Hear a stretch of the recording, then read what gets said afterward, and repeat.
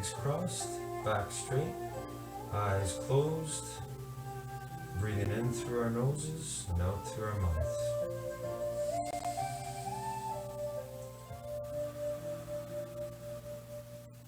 Feeling the power of you controlling your breathing.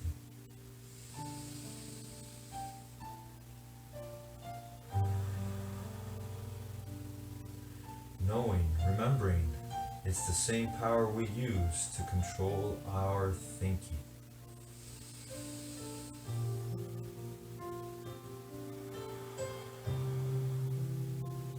Now use that power. Use your determination to see in your mind today your best effort in all the exercises, stretches, movements we do here together.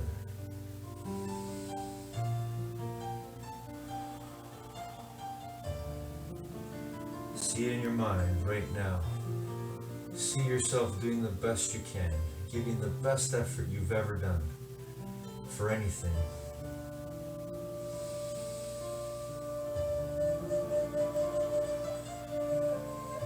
Maybe you want to visualize the last time we did these exercises and stretches together. Go there and think right now about what you could do better or differently this time.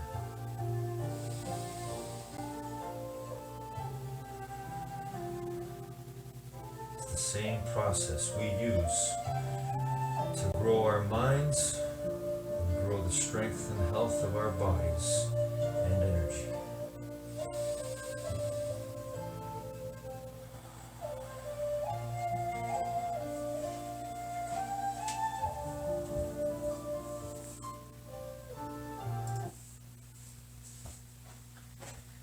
Alright, good morning, determination. How's everyone today?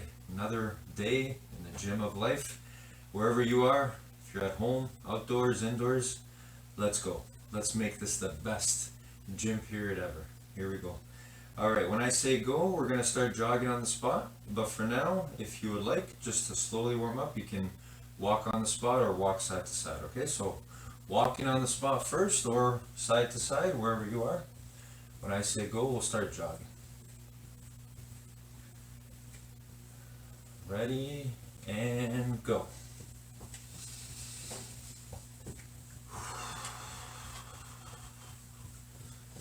Again, remembering our breathing.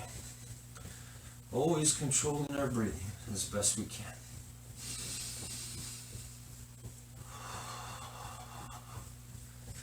And focusing on the movement of our body right now. The awareness of what we're doing. The awareness of being here together right now, united in the gym of life, always, wherever we are.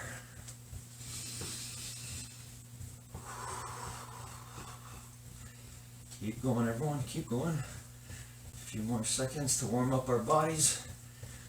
Feel the power of your heart beating faster. Your breathing wanting to change and go faster, but you get to control that breathing. Always the way we control our thoughts.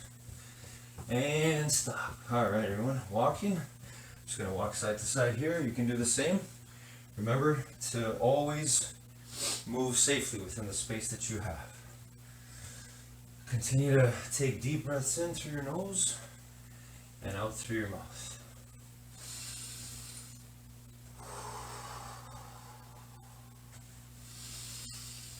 Feel your heart, your breathing, all coming back to the previous state before we started jogging.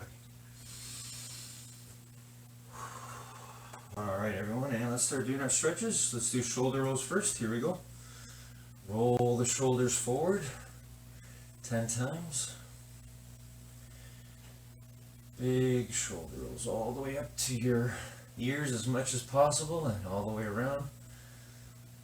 Let's do 10 forward and then 10 backwards.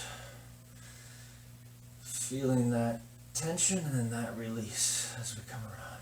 Alright, let's go backwards. Feeling the joy of being able to move our bodies, to release some of that tension, maybe that tightness we might have.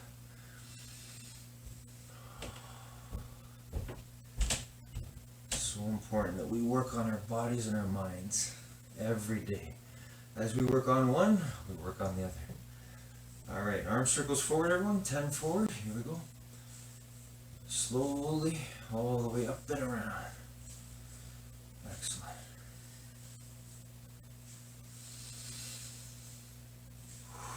All right, and backwards, everyone. Again, feeling the joy of your arms moving through space. You controlling your physical body. All through the most marvelous supercomputer in the universe, your mind. All right, good. Hands on your hips, everyone. Bend your knees and side stretch. Let's do 5 on each side.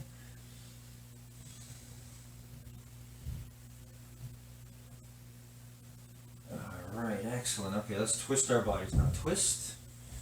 Again, 5 on each side. Feeling the joy of moving our midsection of our body. Just the middle point of our body. All right, excellent. Okay, let's do 5 push-ups, everyone. Our best 5 push-ups. Here we go. All the way down, all the way up. The best you can. All right. And 5 sit-ups. Best 5 sit-ups ever. Here we go.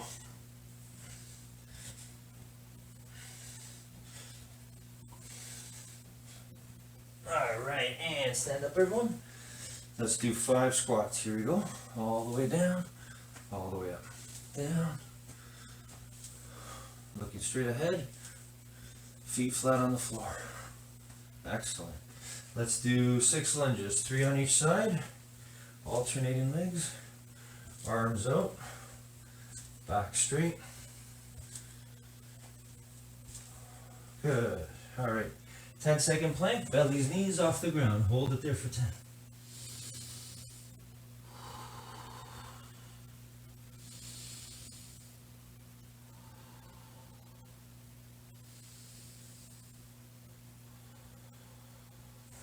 Excellent job, everyone. Okay, stand up and reach for the ceiling or the sky, wherever you are, on your toes. Here we go. Reaching and holding it there for 10 seconds.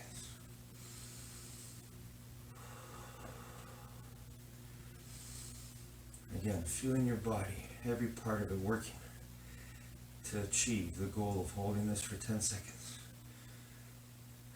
Excellent. And reach for your toes, straight knees. Go as far as you can. Remember, you may not touch your toes, that's okay. Reaching is the most important thing. Going for it. Doing your best without hurting yourself. Keep those knees straight. Excellent. And come on up. And let's back.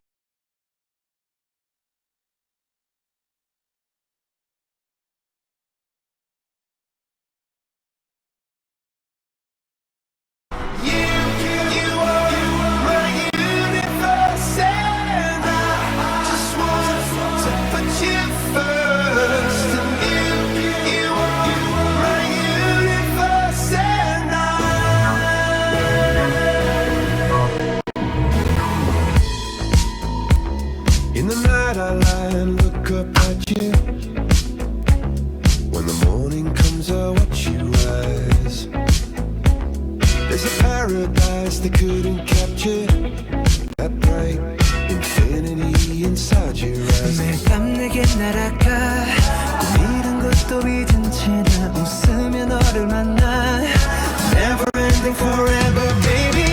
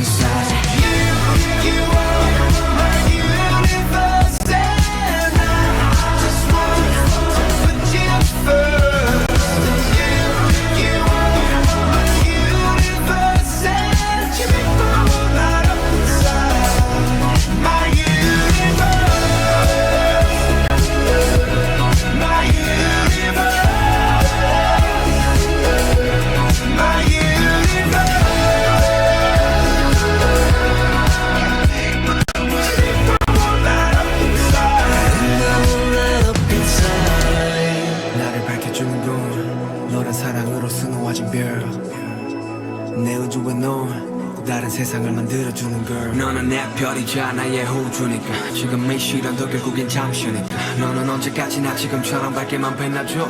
우리는 너를 따라 이긴 밤을 수놓고 너와 함께 날아가. When I'm without you I'm crazy. 자 어서 내 손을 잡아. We are made of each other baby.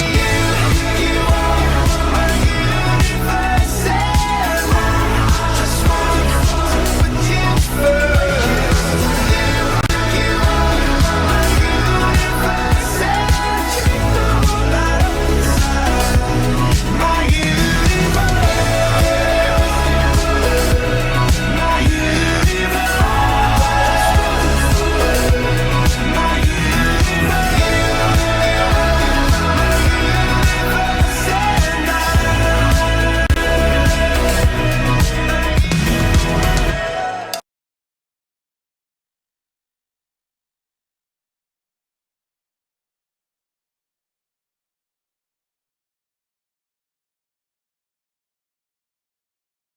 Searching to have a go at this.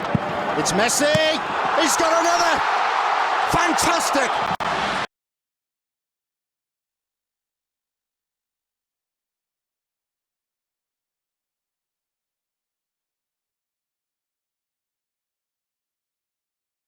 Hi again, everybody. Today, Sadhguru shares more wisdom with us, and his 7th rule for success is fix yourself. This is the greatest thing ever, that empowers us and gets us to lock in to the fact that this, our brain, the most powerful thing in the universe, has the capability, by making a choice like fix yourself, to go after your happiness. It is something that comes from within. It's nothing outside of you. Nothing at all no material thing can bring this. But you can fix yourself. I got great news for you. I am on the path to fixing myself. And I believe 95 to 98% of us can go on this path of taking our life to the true level of happiness, inner happiness that we deserve. I hope this helps everyone. Have a great day.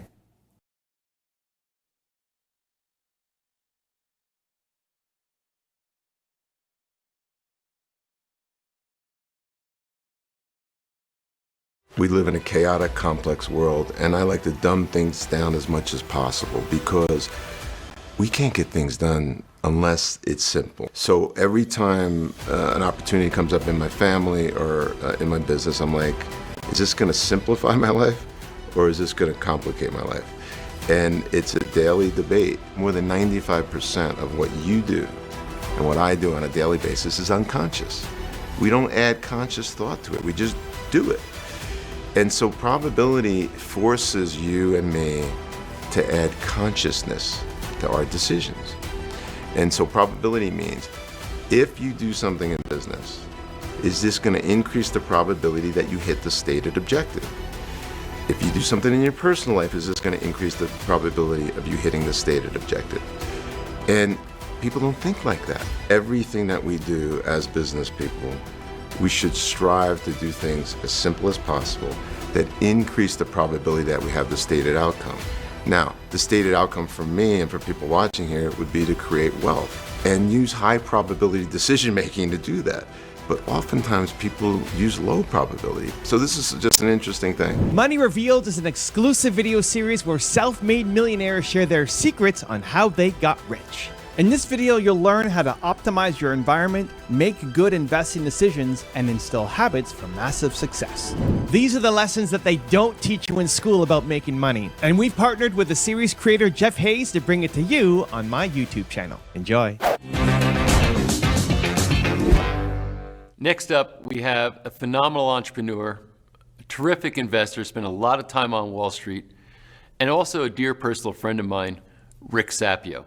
Rick Sapio is a guy who got a perfect score on his math SATs, but at the same time, he's not living in some academic ivory tower. As a matter of fact, quite the opposite of that. He's a roll-up-his-sleeves, rough-and-tumble entrepreneur who understands the inner workings of Wall Street, investment, understands business growth and expansion.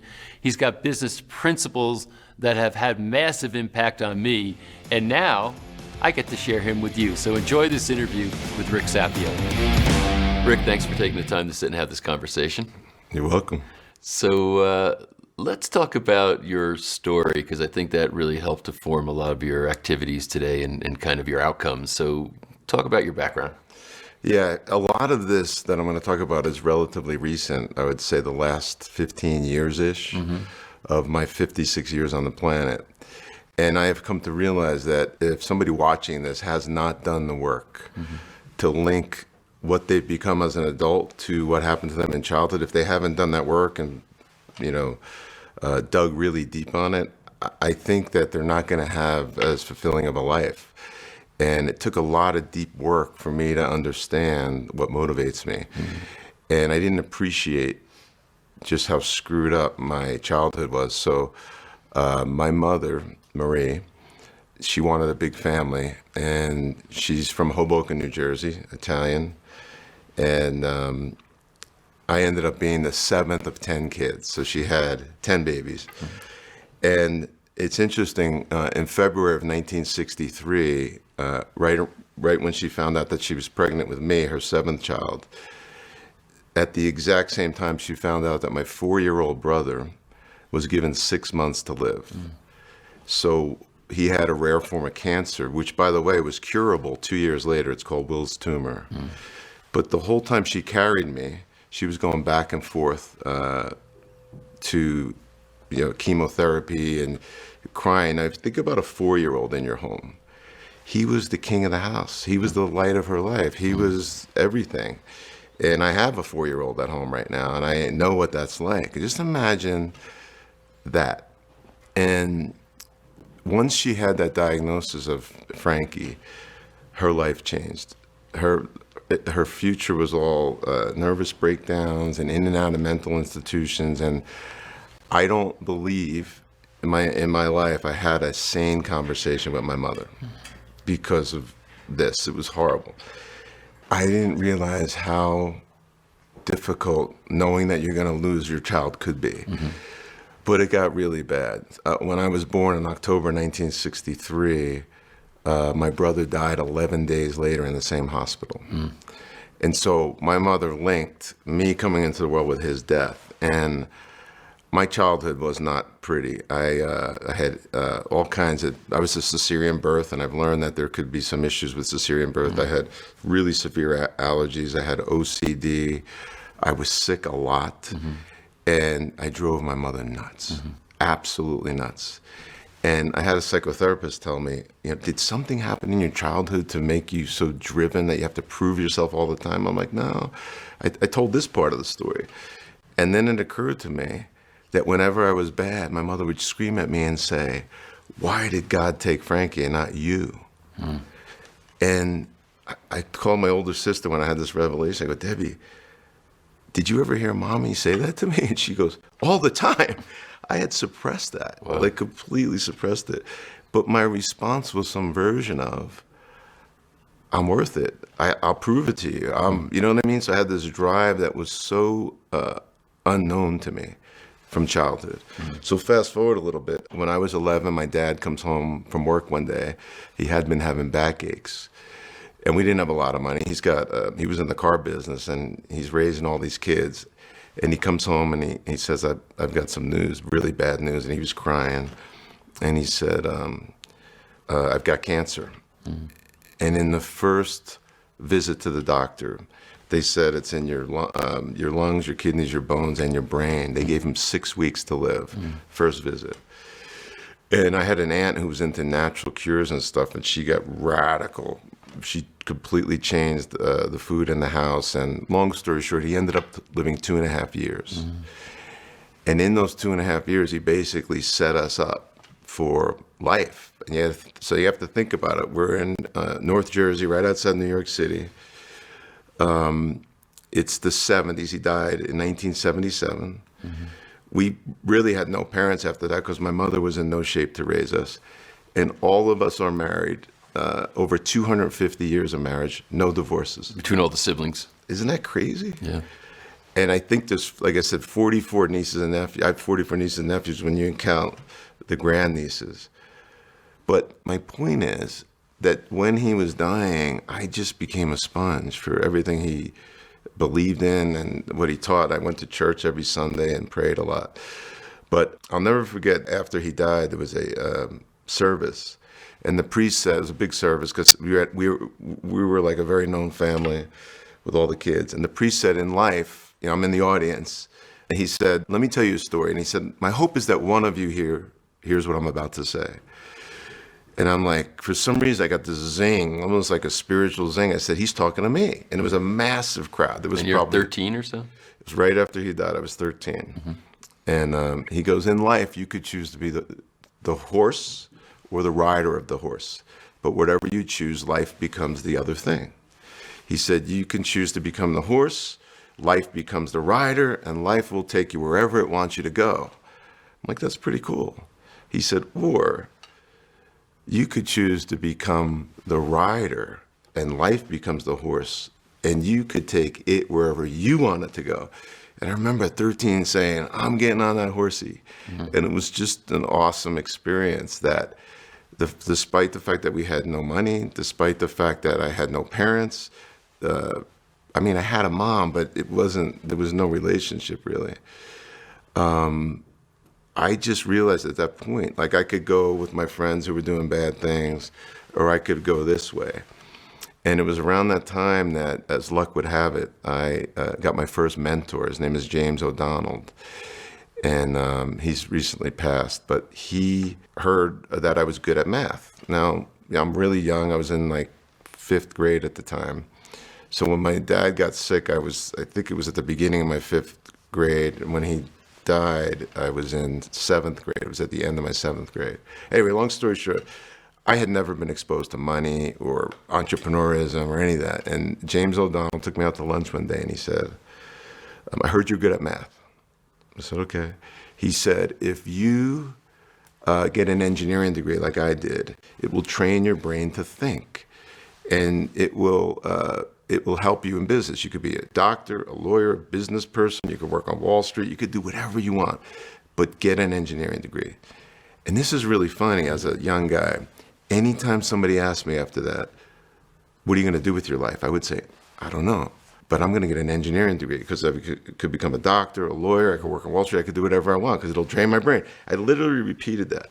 Here's the messed up part about that story. I had one meeting with James O'Donnell. Mm-hmm. And the meeting was, he told me this, and he said, let me take you to my company. And I'll never forget, I walk in this building, it's got his name on the door, there was all these draftspeople. It seemed like hundreds to my young eyes. And they're addressing him, Mr. O'Donnell, and I'm like, wow, I want to be a business guy. And it's funny how people miss those opportunities. They miss as the recipient, and they miss as the giver. One meeting I had with him. It lasted about 2 hours. So let's fast forward. My house was not organized. I never got letters in the mail, but I'll never forget I was 18, and there was a letter sitting on the stack of mail on the TV set, and it said my name on it. I'm like, what the hell was that? And it said from the state of New Jersey. I'm getting emotional thinking about it. And I opened the letter up, and I'm like, unbelievable. If you want something bad enough, the universe conspires to bring it to you. And it said, Mr. Sapio, you got one of the 10 highest scores in your math SAT, and we're going to give you a free ride to Rutgers Engineering School. This is unbelievable, because I had no hope. My mother wanted me to work for the gas station on the corner, because she's like, we need money. And this is like one of those searing moments in your life. I can't ever forget it. I was so excited. I showed it to my mother, and she looks at the letter and she goes, you're not going to college, and rips the letter up. Mm-hmm. And I'm like, wow, the only way for me to get what I want in my life, I have to break. And I literally just broke. Break away. When I went to college, I was there for 5 years. It was a 5-year program. I never went home. I was there, I built my life there. So my independence skyrocketed. And I have to tell you, it was brutally hard. Mm-hmm. I went to a public school. I get there, and I had never seen so many Asians or Indians in one place. I remember they did the first roll call, and they got to Raj Patel, and 7 guys stood up. And You're from a very Italian neighborhood, so that was pretty much what you knew, right? that's what I knew. I yeah. didn't, and what was weird about it is they curved all their tests. So I never saw calculus before. I didn't know what it was. And all these different things that we learned, chemistry, calculus, physics, they had already been exposed to it. And the tests are curved. And the first 2 years at Rutgers is this. The third lowest grades, you get booted. So 1 out of 3 people got booted. And so it was brutally hard for me because I had never really applied myself. And now I'm just not going to quit. I'm one of those guys, if I'm saying I'm going to do something, I'm going to do it. So anyway, I go through Rutgers, and what I learned is about myself as an adult now that I got from childhood is the immense chaos of my childhood. Just think about all those things and what probably transpired forced me and caused me to say, I have to know answers. I need to seek patterns and solutions because I don't ever want to have that chaos.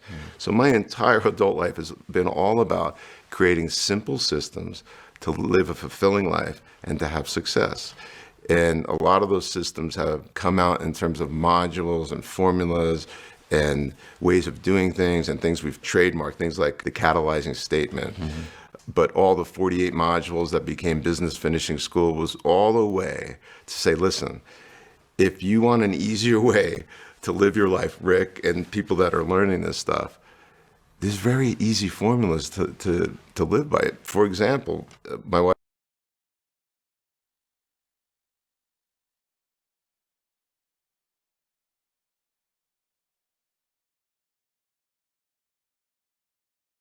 Balance, grab one leg, bend the other knee if you have to, and hold it there for 10 seconds. Keep fighting to keep your balance if you have to. Keep thinking. Channeling your thoughts to keep your balance. Excellent. All right, and switch. Again, pulling your leg back, feeling the stretch on the front of the thigh. Bend the other knee if you have to. Remember, if you lose your balance, you fall, you get right back up. Never give up, never stay down. Always do your best to get right back up. All right, here we go. Let's hug our knee now. Hugging the knee, pulling it up. Once again, thinking about what we're doing. Trying to find that balance point. Bend the other knee if you have to. Hold it for 10 seconds.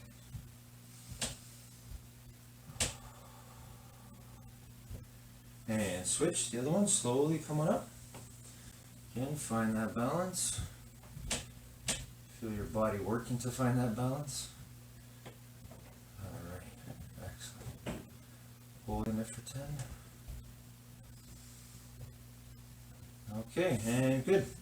Let's sit down, everyone, and reach for our toes. Straight knees. Hold it there for 10 seconds. Again, thinking about our breathing. One great breath in at a time. One great thought in at a time. Alright, let's make a V shape with our legs and reach for the floor as far away from our body as we can. Just reach. Reach as far as you can go away from your body.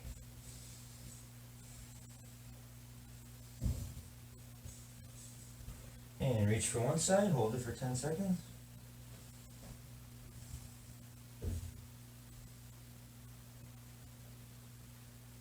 And good, the other side, 10 seconds. Again, if you don't touch your toe, it's okay, just reach. Reach, always go for it, always do your best. If you feel a pain, make sure you come back a little bit. Okay, and feet together. Gently push your knees down with your elbows. Hold it for 10 seconds again. And always remember that breathing. Good air in. And bad air out. Good. And one leg forward, one leg back. Keep the knee on the ground. Go as far back as you can. Hold it there for 10 seconds.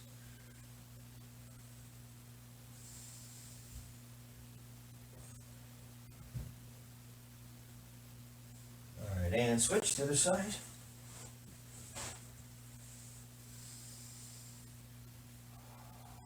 and keep that knee on the ground so you feel the pull on the front of your thigh.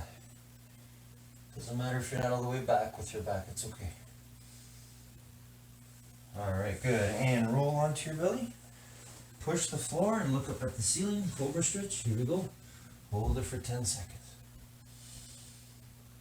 Or look up at the sky if you're outdoors.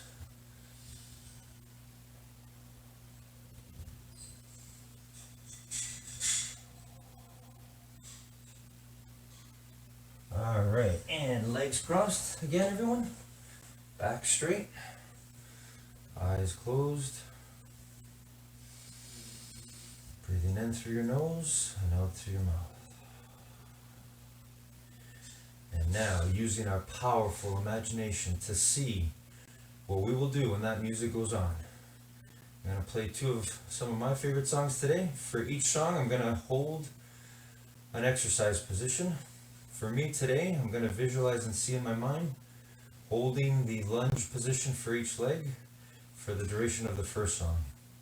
For the second song, I'll be holding the V-sit-up position as long as I can, for as long as I can, but I will continue right to the end of the song. How about you? Play your 2 favorite songs, or 2 songs that change your energy state so you can be your true great self and motivate yourself. Or you can listen to my music, but whatever you do, see in your mind right now the 2 exercises you've chosen to do, or stretches, or movements, or dances, or something that you want to do to work on your body safely when that music goes on. See it right now, clearly in your mind, because you were born to do that. You were born to see it in your mind and make it real with your eyes open in the world.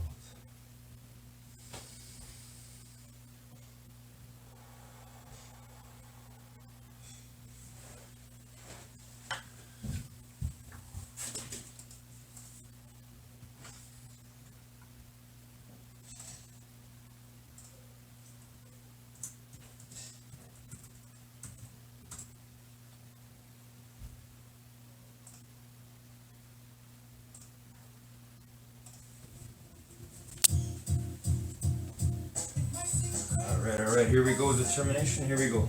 For me, it's lunge position. Here I go.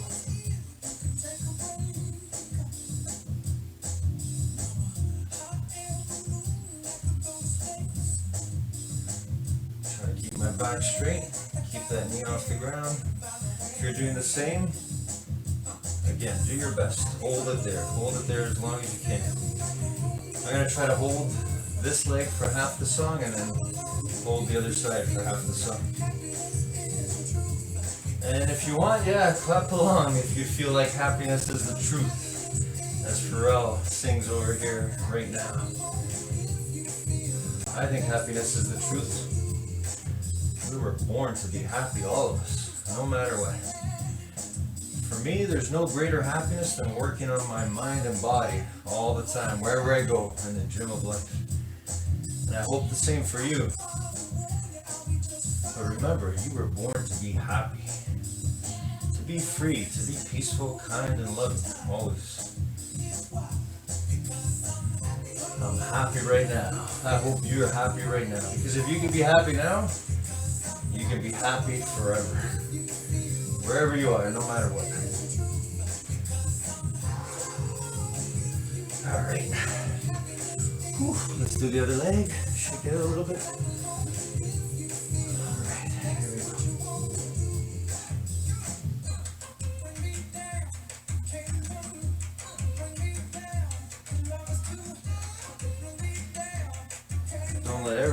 Don't let anybody or anything ever bring you down. You were born to be happy. That's up to you. Always up to you. No matter how hard things are, always remember your determination. Your power to determine, to make the positive, accurate, truthful, winning, loving choice. Always. To be good. To be your best for others, no matter what.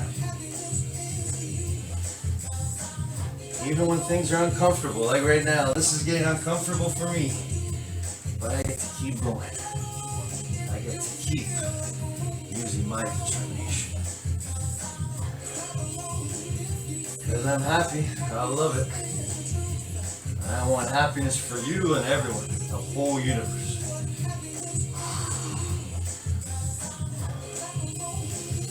And I pray for that every single day.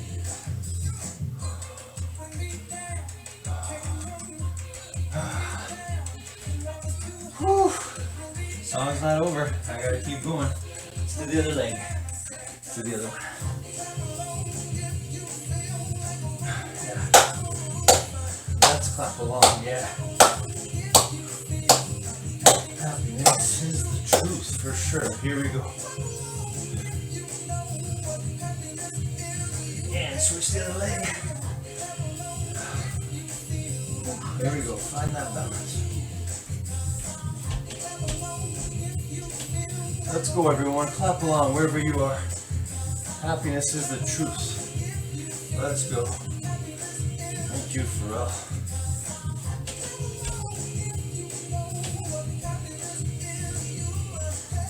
You were born with happiness. You're made of happiness and truth.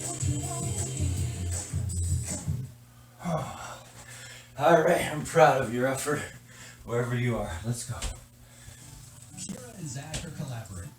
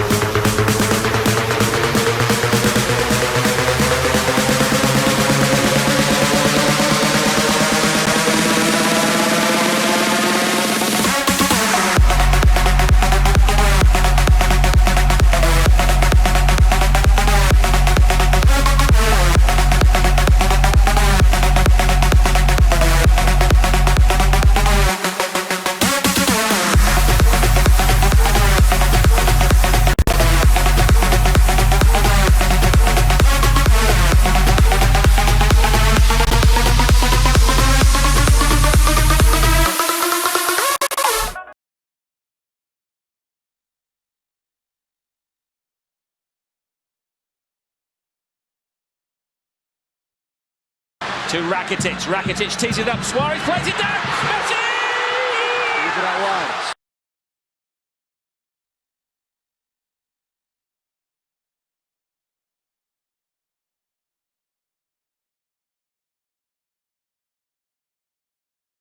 Hi again, everyone. Today, Sadhguru shares amazing wisdom in a funny way, and that's what he does so well. So as we're on this path of infinite mind wealth together, if you find I'm too serious or you find others that don't work for you, go to this guy, go to Sadhguru. He has a humorous way of looking at things. So today he tells us to produce good movies in our mind. And I love that. Producing movies in our mind. That's what we do all the time with our thoughts. So think about it. What movies are you producing in your mind of yourself, of life around you?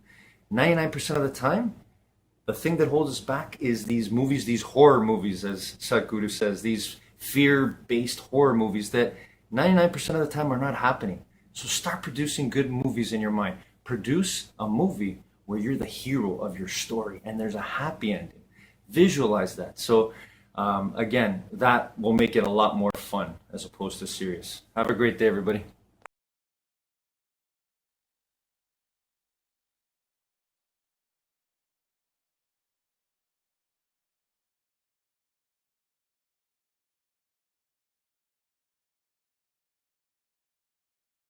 Wife and I in our marriage, we sat down when my wife was pregnant first, and I said, honey, I don't know.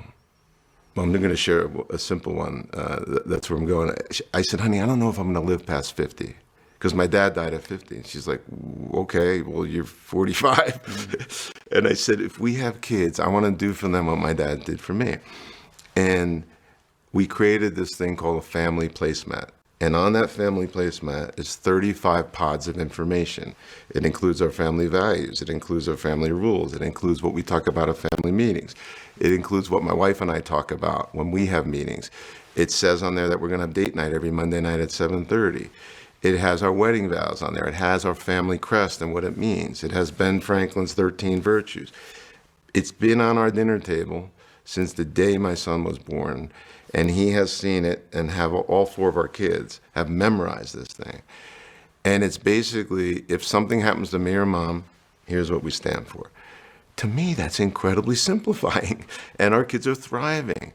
So the 3 operating values that we have in our business and in our family are simplicity, probability, and leverage. And these are lenses that you look through, which, and this is the whole thing, like, when you talk about, operating values, simplicity. And now that I'm hearing more of your background, because I always know you're like the simplicity guy in many respects. You crave simplicity, you demand simplicity, you force simplicity into existence. And it's not just in your businesses, but also in your personal life for all the reasons maybe that you just said now that motivated you. Mm-hmm. So what does it mean if to have a lens like that, if you're in a business, to look through it and say simplicity, probability, leverage? Just briefly explain what each of those things mean to you. So simplicity speaks for itself. We live in a chaotic, complex world, and I like to dumb things down as much as possible because we can't get things done unless it's simple. And so every time an opportunity comes up in my family or in my business, I'm like, is this going to simplify my life or is this going to complicate my life? And it's a daily debate. And, an example of that in our family is, we try to go out to dinner with other couples sometimes, and a lot. And they're like, oh, we got to get a babysitter. My wife and I have not missed a date night, a Monday night at 7:30 date night. Now, why do we do that? Because it's simple. Babysitter knows, kids know, neighbors know, employees know, the restaurant knows because we only go to 1 or 2 places. And it completely has gelled our marriage. And Monday nights, why Monday? Because restaurants are empty, so it's quiet. And you think about those kind of rhythms in all areas of your life. I've been working out with the same trainer for 11 years, 30 sets in 30 minutes, 5:30 in the morning, boom, simple. And you apply those into business, and it kind of creates a lot of automation. We don't have to think about date night. I don't have to think about working out. I don't have to think about a lot of the meetings that we have. So that's simplicity. Probability is an interesting one. I believe that, and there's all kinds of stats on this. There's a great book on the power of habit by Charles Duhigg, where he says more than 95% of what you do and what I do on a daily basis is unconscious. We don't add conscious thought to it. We just do it. And so probability forces you and me to add consciousness to our decisions. And so probability means if you do something in business, is this going to increase the probability that you hit the stated objective? If you do something in your personal life, is this going to increase the probability of you hitting the stated objective? And people don't think like that. So example I like to use is, your office manager quits. You need to hire somebody quickly. Do you hire the best person you could possibly find in the city? Or do you hire your out-of-work alcoholic sister-in-law? And most people just bring somebody in. They don't think about it. They got to fill a spot, and they destroy their company. But one cool thing, and I brought this up to my wife 1,000 times, I'm driving her nuts. I'm like, honey, what do we want our kids to be when they're 18? And we've laid it out. We want 18-year-olds that are like me and my wife were. Independent, entrepreneurial, able to make money. And so on our placemat, it says, you will never receive an inheritance from mom or dad. We want to teach you how to fish. So our kids are like motivated, even though the oldest is 12. So they're 12, 10, 8, and 6. But anyway, if we want to increase the probability that our kids are those independent 18-year-olds, right? What do? We certainly aren't going to drive them around in club sports and take them to different cities because they're good athletes. No, we're going to teach them the things that they're going to need as adults. So this is an awesome story. I went to the best private school in Dallas that I could find when Luke was a baby, my oldest. And I sat down, and I'll never forget this meeting as long as I live. I said, doctor, how many kids have you graduated in your life? He was about 65, and he goes, thousands. Why? I go, let me ask you a question.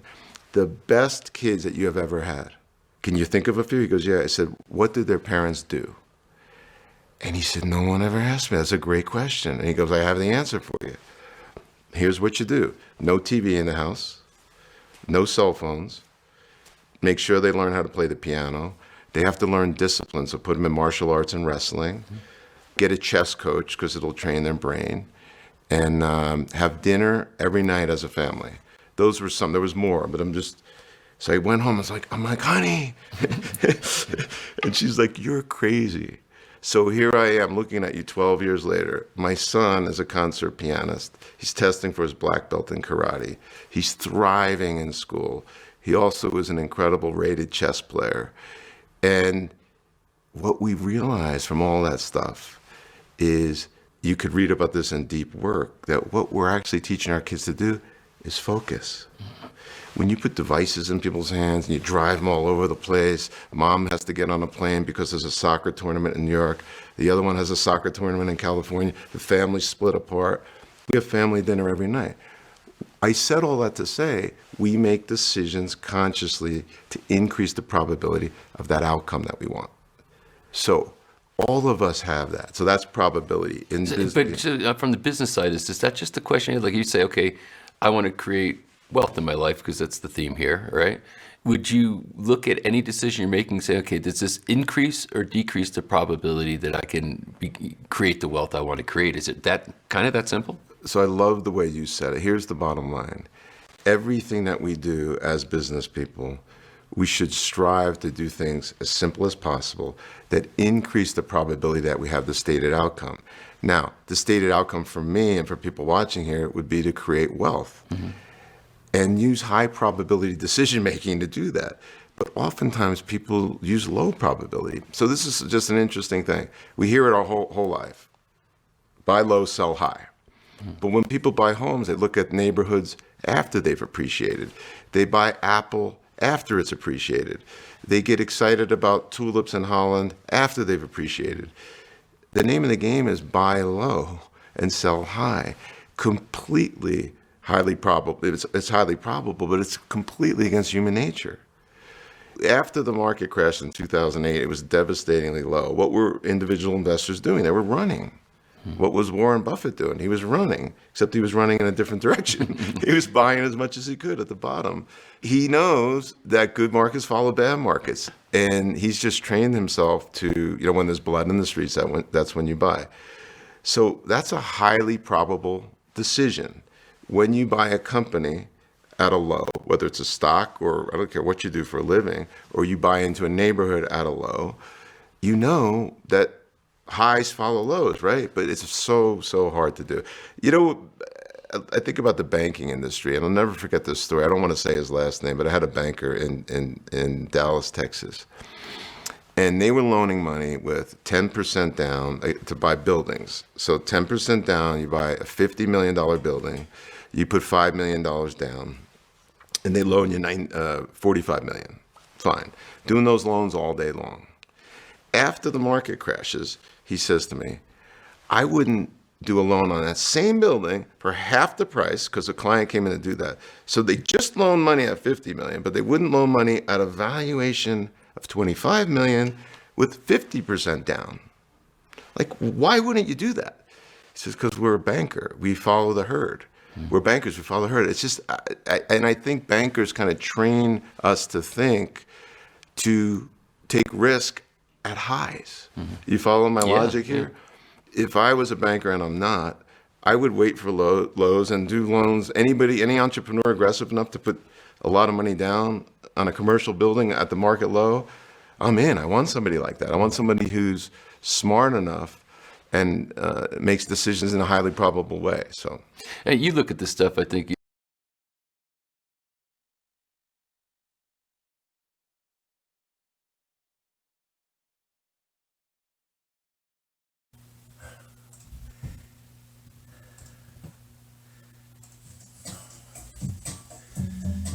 All right, next song, everyone. Let's go. V-sits for me, V-sit up for me position. How about you? What are you gonna work on? Let's see. Whatever it is, do your best. Here we go.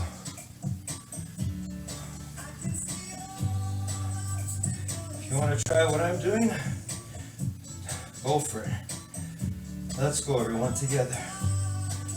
If you got your own exercise, your own movement you're doing, go for it.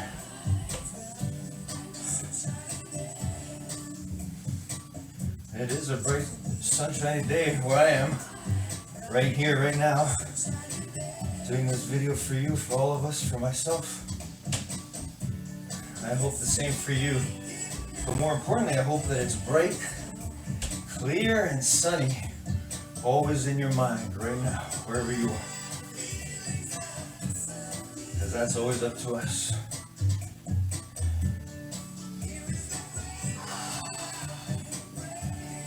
Oh, I love it. I love working on being our best in whatever we do. No matter how hard it might be, no matter how challenging.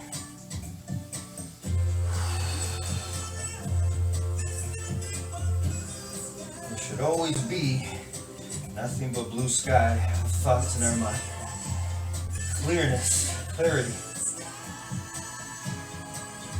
We can do it. It's up to us.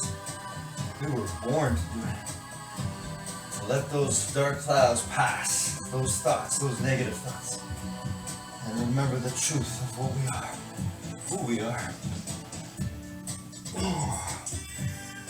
Whew. I love it. I can see clearly right now. I know I got more. Here we go. Song's not over. Let's go, Mr. Francis. Let's go. Let's go, Nick. Here we go. Keep going, everyone, wherever you are. Keep going. Let's go.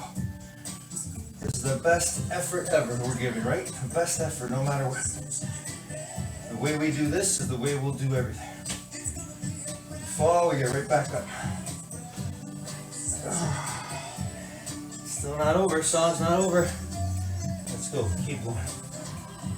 We fall, we get right back up. Never give up. Never.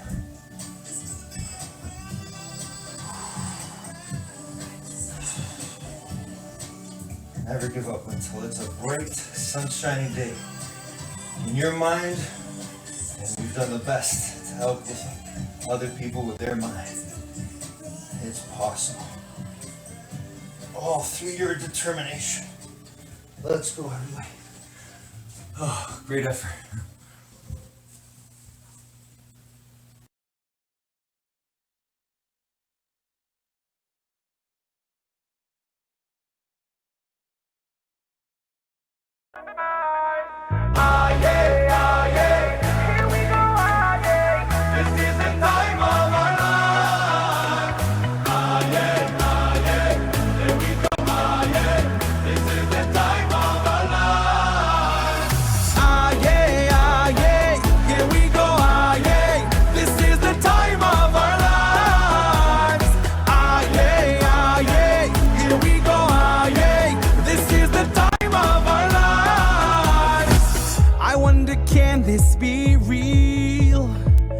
like I'm living a dream, but it's how everyone feels. We all unite with one feel. So let's wave our hands. We can sing, we can dance. We are strong, hold on tight. From afar we unite. Ah yeah, ah yeah, here we go, ah yeah. This is the time of our lives. Ah yeah, ah yeah, here we go, ah yeah. This is the time of our. This is the time of our. Ah yeah, ah yeah, here we go, ah yeah. This is the time of our lives. Ah yeah, ah yeah, here we go, ah yeah. This is the time of our lives. I love this moment right now. No one can take it away. So let it happen and how. It's why I cherish each day. So let's wave our hands. We can sing, we can dance. We are strong, hold on tight. From afar we unite. Here we go. Ah yeah, ah yeah, here we go, ah yeah. This is the time of our lives. Ah yeah, ah yeah, here we go, ah yeah. This is the time of our lives. Ah yeah, ah yeah, here we go, ah yeah. This is the time of our lives. Ah yeah, ah yeah, here we go, ah yeah. This is the time of our lives. What we see, destiny. Realize now we all know the greatest.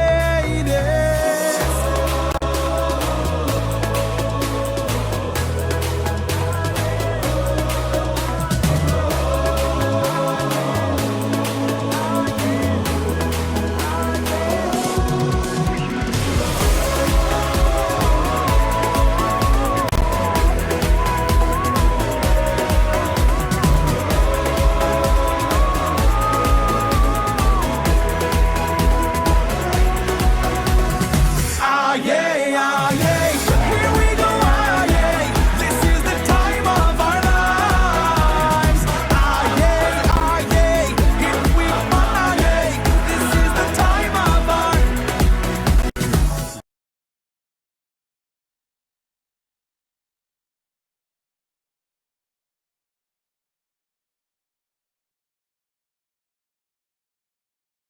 Smart play. Casco feeds it in. Ah, he's done it again! Looked out.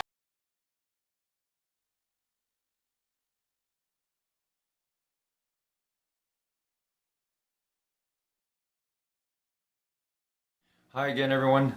Today, Sadhguru shares with us his rule number 9 for success.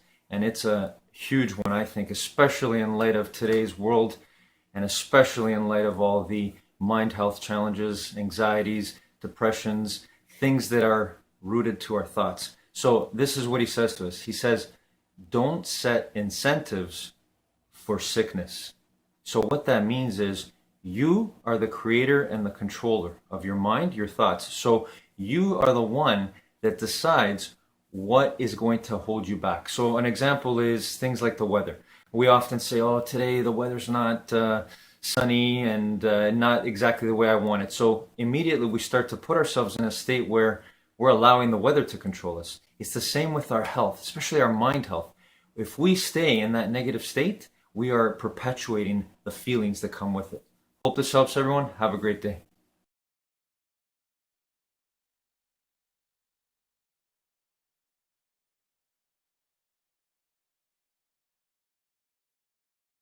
Just in your own business activities, I mean, you have varying funds, the public funds, private funds, private equity funds. So you make investments, you look for these types of things. This is kind of, you're looking all day long, you're trying to make these decisions. And I know about you too, because if you say, hey, this has got a high probability of success, but the deal's complicated, you don't want it. So like, do these things ever wrestle with each other?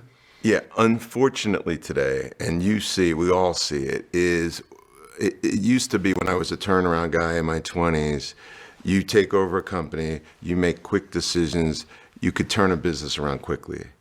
Today, unfortunately, something's crept into society and into business that's horrible, and I call it electronic sludge. Do you remember 20 years ago, you meet somebody, you want to raise money, you shake their hands, they give you a check the next day. Now everybody's online, they're sending emails and text messages, and they're checking you out, and they're talking to their attorney, and they're waiting for, everything seems to have slowed down into electronic sludge. So now more than ever, you've got to find deals and opportunities that are simple, because the complexity is growing exponentially, and this electronic sludge is not going away. And everybody sees it, but nobody identifies it as such. And so I think it's more important now than ever. And it's also more important, the guy who wrote the book Deep Work, one of the things that he's concluded is, since money is kind of a commodity, the thing that separates the haves and the have-nots are in business is this ability to focus. 50 years ago, if you had a job, you're working for 4 hours at a time on your job. You're working. Now people are working in 7-second slugs. They start working and then it's bing, bing, bing, bing, bing. So the people that have the ability, the confidence, and the diligence to be hyper-focused in their job for hours at a time, those are the people that are going to make it, because they actually, you can't make progress. You know, the people that are this way, Jeff Bezos, Bill Gates, Warren Buffett, Steve Jobs. Steve Jobs was a low-tech parent. They did a great interview in which they went to his home to see how many devices he had in his house just before he died, because he had 3 kids. And Steve said, we don't have devices in our house. The iPhone and the iPad wasn't meant for kids. That's the quote in the New York Times. So why is it these titans of industry have figured out deep work, but the average population is mired in electronic sludge? And of course, you have to have Netflix going, and you got to have your Facebook, and you got to have easy access. So this is the divide right now. Those who can focus and who've trained their kids to focus and who've trained their employees to focus, and everybody else. And I think it's probably about 1% are in this category. So it leads me to something that I want to share with you. After 2008, when the market crashed, I was scared because I'm in the fund business, right? All of our assets were way down. And through a series of very fortuitous things, I had the opportunity to meet Boone Pickens, T. Boone Pickens. And T. Boone Pickens was this massive, larger-than-life character.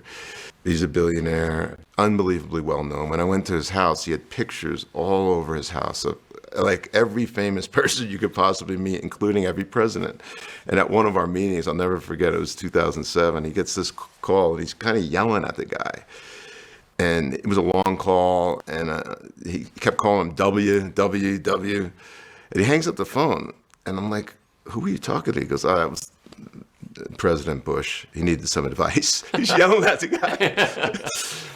So after meeting him, and he introduced me to a lot of very famous billionaires, I spent a lot of time with these people. You set an agenda to go interview a certain amount of billionaires. Yeah. Right? What caused you to want to do that? Because I was scared. I wanted to interview people that have been through a lot of ups and downs, who were self-made. And I met people like Richard Branson, and I was mentored by Warren Buffett in my 20s. That he wasn't part of this, but here's what I learned about very, very successful people that have been successful in business. And I'll explain it by way of a story. This is a famous story of the guy, the inventor named Dean Kamen. And Dean Kamen is probably the most prolific inventor that ever lived. He invented the Segway. He invented that cool Coca-Cola machine that where you just pick the flavor. But he's had hundreds and hundreds of successful products. And I heard this from somebody who was there, that he was in a meeting 10 years ago. And at the time, he was probably 55. I don't know how old he was. And they're in a board meeting, and he's talking about, the task at hand. And people, before the meeting started, were talking about Madonna. And he's listening, and apparently Madonna was in, front page news. And he goes, I may be the only stupid one here, but who the hell is Madonna? I think that's awesome. If you are so focused on your work that you have no idea about pop culture, I think that's awesome. And people that move the needle on culture and society, from a business perspective, they're just focused. And here's what I learned. Every single person that I interviewed had a very simple life. And I boiled it down to my 5-finger rule for success in business. If you know what your 5 priorities are in life, you move the ball down the field so far. So let me give you an example. I have a friend, I don't want to say his name, but he's famous. And he always says, God first, family second, career third, health and fitness fourth. And I'm like, awesome. He said that all the time. So I was really excited to meet his wife and kids. So I flew out to California one weekend. I was single at the time. And I land, and he picks me up in a limousine. There was weird people in the car with him. We drive to a restaurant, and he's trying to impress me. He got a private room, and there was a lot of alcohol and weird people. Then at the end, we go to a strip club, and he knew a lot of people there. We go home. It's late at night. His wife and kids are asleep. We wake up early in the morning. We go play golf. I hope that you love golf. I don't care. I hate golf. Yeah. I'm not going to do anything for 4 hours chasing a ball around. I personally hate golf. I'm sure the industry is great, and I apologize to you golfers out there. But we play golf all day. And then he goes to another restaurant with another weird group of people. And then Sunday morning comes, and I had to go. I never met his wife. I never met his kids. So let's listen to this. God first, family second, health and fitness fourth, whatever his priority was. What I learned about these wealthy people and these successful people and these people that had massive impact is they only do their priorities. So what I've determined, I've been working on this for 10 years, that my number one priority is being a husband. But wait a minute, just back up for a second, because it sounds like what his priorities were and what his life were not aligned. 100%. So what's the point, what's the moral of that story? So here's the moral. Okay. What I realized from him and all these billionaires is my number one priority is being a great husband. Being a great father comes after that. Number 2, health and fitness. Because if I'm not alive, like my dad didn't treat his body well, he died. Number 3 is my career and purpose work. Number 4 is my key relationships, like my relationships with business, etc. And number 5 is learning and development. Now, here's the thing. If you follow these people around that are crystal clear on their purpose, they get up in the morning at 5 a.m. and you follow them around with a video camera all day long, what you will find is that almost 100% of their waking hours, they're dealing with their priority, a priority. What you find with that gentleman you just asked about, and the vast majority of the planet is, they say, this is my priority, but they spend 90% of the time doing something else.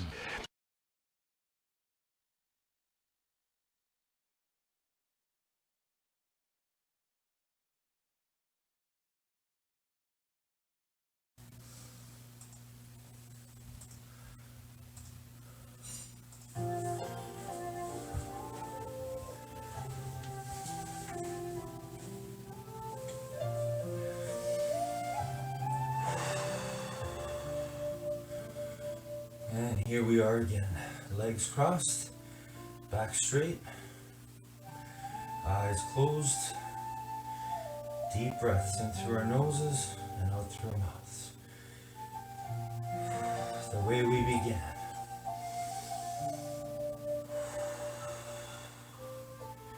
The way it all begins, always.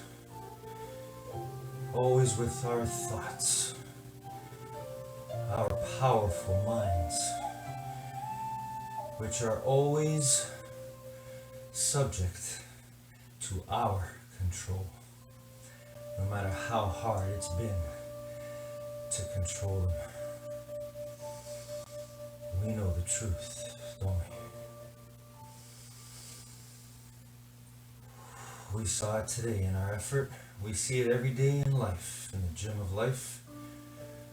We know that we have the power to determine what thoughts we will act upon, and therefore we also have that power to determine what feelings we will allow to flow out and through us.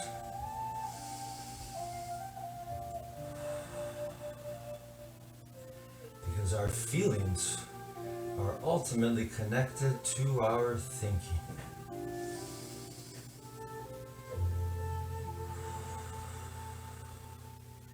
And if we control our breath with our thoughts,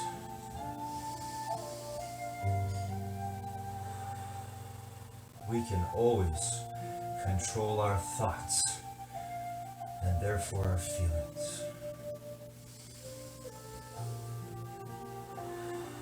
To learn and to grow and to be mind healthy and mind wealthy, peaceful, kind, loving, free and successful in whatever we do, wherever we are.